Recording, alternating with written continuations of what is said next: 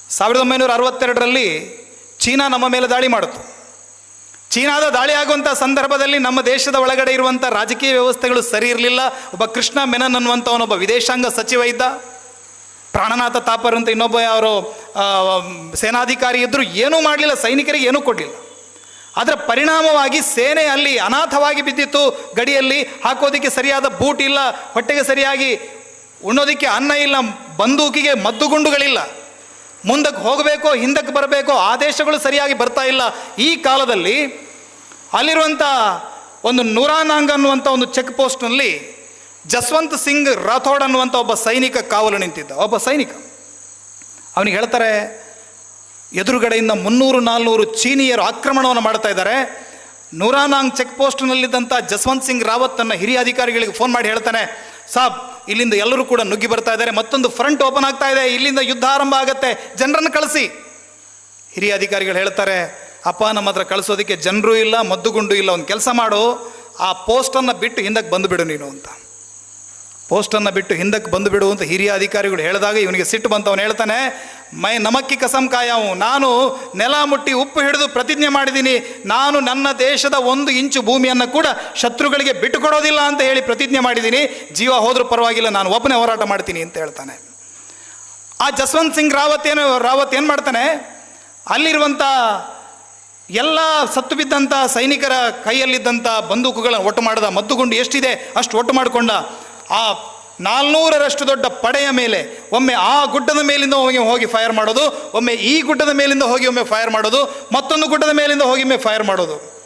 ಅಲ್ಲಿವರೆಗೆ ನಿಶ್ಚಿಂತವಾಗಿ ಮುಂದುವರೆದುಕೊಂಡು ಬಂದಂಥ ಚೀನಾದ ಸೇನೆ ಅಲ್ಲಿ ನಿಂತು ಬಿಡ್ತು. ಅಂದರೆ ಭಾರತೀಯರು ಅಲ್ಲೆಲ್ಲ ಗುಡ್ಡಗಳ ಸುತ್ತ ನಿಂತಿದ್ದಾರೆ. ಎಲ್ಲ ಗುಡ್ಡಗಳ ಹಿಂಬದಿಯಲ್ಲಿ ಭಾರತೀಯರ ಸೇನೆ ಸರ್ವಸನ್ನದ್ಧವಾಗಿ ನಿಂತಿದೆ. ನಾವು ಮುಂದುವರಿಯೋದು ಬೇಡ ಅಂತ ಅವರು ಅಲ್ಲೇ ನಿಂತರು. ಬೇರೆ ಬೇರೆ ಕಡೆಗಳಿಂದ ಗುಂಡು ಹಾರ್ತಾ ಇದೆ, ಅವ್ರಿಗೆ ಗೊತ್ತಿಲ್ಲ ಒಬ್ಬನೇ ಹಾರಿಸ್ತಾ ಇದ್ದಾನೆ ಅಂತ ಹೇಳಿ. ಅಷ್ಟೊತ್ತಿಗೆ ಅಲ್ಲಿ ಕುರಿ ಮೇಯಿಸುವಂಥ 2 ಹುಡುಗಿಯರು ಬರ್ತಾರೆ. ಒಬ್ಬಳ ಹೆಸರು ಶೈಲಾ, ಮತ್ತೊಬ್ಬಳ ಹೆಸರು ನೂರಾ ಅಂತ ಹೇಳಿ. ಆ ಶೈಲಾ ಮತ್ತು ನೂರಾ ಹೇಳ್ತಾರೆ, ಆ ಕುರಿ ಮೇಯಿಸುವಂಥ ಮಕ್ಕಳು ಬಂದು ಹೇಳ್ತಾರೆ, ಜಸ್ವಂತ್ ದೇಶಕ್ಕೆ ಬೇಕಾಗಿ ನೀನು ಒಬ್ಬನೇ ಹೋರಾಟ ಮಾಡ್ತಾ ಇದೀಯಾ, ನಾವು ಈ ದೇಶದ ಪ್ರಜೆಗಳಿದ್ದೀವಿ, ನೀನೇನು ಚಿಂತೆ ಮಾಡಬೇಡ, ನಿನ್ನ ಜೊತೆ ನಾವು ಇದ್ದೀವಿ ಅಂತ ಹೇಳಿದರು. ಆ ಹೆಣ್ಣು ಮಕ್ಕಳು ಎಲ್ಲೆಲ್ಲೋ ದೂರದಲ್ಲಿ ಬಿದ್ದಂಥ ಸತ್ತು ಬಿದ್ದಂಥ ಸೈನಿಕರು, ಎಲ್ಲೋ ಶಿಬಿರದಲ್ಲಿದ್ದಂಥ ಆ ಮದ್ದುಗುಂಡಿನ ಪೆಟ್ಟಿಗೆಗಳಿಂದ ಏನೋ ಸಿಕ್ಕಿತು ಅದನ್ನೆಲ್ಲ ತಗೊಂಡು ಬಂದು ಇವನಿಗೆ ಕೊಡೋದು, ಇವರು ಮದ್ದುಗುಂಡನ್ನು ತುಂಬಿಸ್ಕೊಡೋದು, ಅವನು ಶೂಟ್ ಮಾಡೋದು.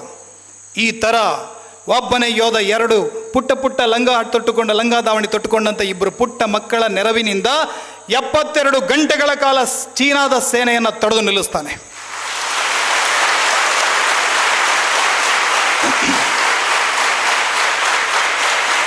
ಈ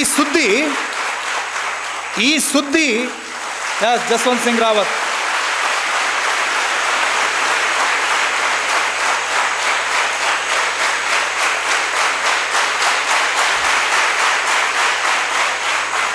ಕತೆ ಇನ್ನಿರೋದು.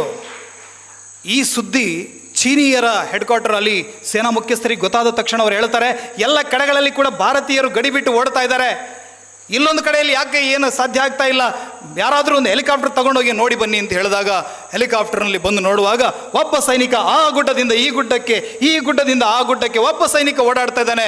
2-3 ದಿನದಿಂದ ಹೊಟ್ಟೆಗೆ ನೀರು ಕುಡಿಯದೆ ಅನ್ನ ತಿನ್ನದೆ ಒಬ್ಬನೇ ಹೋರಾಟ ಮಾಡ್ತಾ ಇದ್ದಾನೆ. ಅವನ ದೇಶಭಕ್ತಿಯನ್ನು ನೋಡಿ ಚೀನಿಯರಿಗೂ ಕೂಡ ಆಶ್ಚರ್ಯ ಆಯಿತು. ಆದರೆ ಏನು ಮಾಡೋಣ, ಅವರ ಕೈಯಲ್ಲಿ ಆಪ್ಷನ್ ಇರಲಿಲ್ಲ, ಅವನನ್ನು ಗುಂಡಿಟ್ಟು ಕೊಂದರು.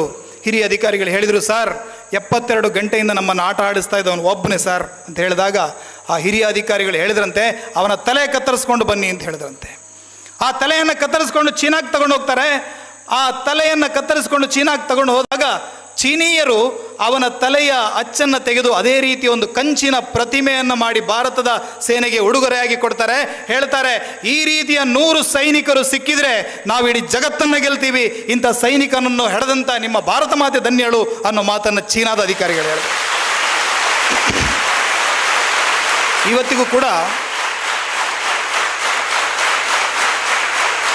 ಇವತ್ತಿಗೂ ಜಸ್ವಂತ್ ಸಿಂಗ್ ಬಲಿದಾನ ಮಾಡಿದಂಥ ಜಾಗವನ್ನು ಜಸ್ವಂತ ಗಢ ಅಂತ ಹೇಳ್ತಾರೆ. ಆ ಜಸ್ವಂತ್ ಗಢದಲ್ಲಿ ಜಸ್ವಂತ್ ಸಿಂಗ್ ರಾಥೋಡ್ನ ಒಂದು ಮಂದಿರ ಇದೆ ಸಣ್ಣದಾದ. ಅದರ ಮಧ್ಯದಲ್ಲಿ ಆ ಚೀನಿಯರು ಕೊಟ್ಟದ್ದು ಅಂತ ಹೇಳಲಾಗುವಂಥ ಒಂದು ಮೂರ್ತಿಯನ್ನು ಇಟ್ಟಿದ್ದಾರೆ.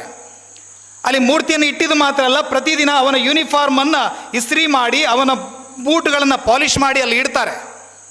ಆದರೆ ಮರುದಿನ ಬಂದು ನೋಡಬೇಕಿದ್ರೆ ಅದೆಲ್ಲ ವಾಸ್ತವ್ಯಸ್ತವಾಗಿರುತ್ತೆ, ಚೆಲ್ಲಾಪಿಲ್ಲಿ ಆಗಿರುತ್ತೆ. ಕಾರಣ ಏನು ಕೇಳಿದರೆ ಅವನು ಇವತ್ತಿಗೂ ಗಡಿ ಕಾಯ್ತಾ ಇದ್ದಾನೆ ಅನ್ನುವಂಥ ನಂಬಿಕೆ ಇದೆ. ಯಾರಾದರೂ ಸೈನಿಕರು ಅಲ್ಲಿ ಗಡಿಯಲ್ಲಿ ಬೇಜವಾಬ್ದಾರಿತನದಿಂದ ತಲೆ ತೂಗಾಡಿಸ್ತಾ ಇದ್ರೆ ಹಿಂದ್ಗಡೆಯಿಂದ ಯಾರೋ ಹೊಡೆದ ಅನುಭವ ಆಗತ್ತಂತೆ. ಅದು ಜಸ್ವಂತ್ ಸಿಂಗ್ ರಾಥೋಡ್ ಇವತ್ತಿಗೂ ಕೂಡ ಆ ಸೈನಿಕರನ್ನು ಎಚ್ಚರಿಸುವ ಮೂಲಕ ಭಾರತದ ಗಡಿ ಭಾಗವನ್ನು ಕಾಯ್ತಾ ಇದ್ದಾನೆ ಅನ್ನೋಂಥ ನಂಬಿಕೆ ಇದೆ. ಅವನಿಗೆ ಪ್ರತಿ ವರ್ಷ ಒಂದು ಟಿಕೆಟ್ ಮಾಡಿ ಅವನ ಬ್ಯಾಗನ್ನು, ಅವನ ಪೆಟ್ಟಿಗೆಯನ್ನು ರೈಲಿನಲ್ಲಿಟ್ಟು ಊರಿಗೆ ಕಳಿಸ್ತಾ ಇದ್ರು. ಅವನು ಊರಿಗೆ ಹೋಗಿ ಬರ್ತಾ ಇದ್ದ ಅಂತ ನಂಬ್ತಾ ಇದ್ರು. ಅವನು ಸೇನೆಯಲ್ಲಿ ಅವನು ತೀರಿಕೊಂಡ ನಂತರ ಕೂಡ ಅವನಿಗೆ ಪ್ರಮೋಷನ್ಸ್ಗಳಾಗ್ತಾ ಇತ್ತು. ಅವನಿಗೆ ಆ ನಂತರ ಒಂದಿನ ರಿಟೈರ್ಮೆಂಟ್ ಆದಾಗ ಅವನ ಎಷ್ಟು ಬಾಕಿ ಇದೆ ಎಲ್ಲವನ್ನು ಕೂಡ ಮನೆಯವರಿಗೆ ಭಾರತದ ಸೇನೆ ಕೊಟ್ಟಿತು. ಈ ರೀತಿ ಸತ್ತ ನಂತರ ಕೂಡ ದೇಶದ ಸೇವೆ ಮಾಡಿದ ಸೈನಿಕನ ಉದಾಹರಣೆ ಇದ್ದರೆ ಅದು ಭಾರತದಲ್ಲಿ ಮಾತ್ರ. ಈ ರೀತಿಯ ಭಾರತದಲ್ಲಿ ಹುಟ್ಟಿದ ನಾವೆಲ್ಲ ಧನ್ಯರು.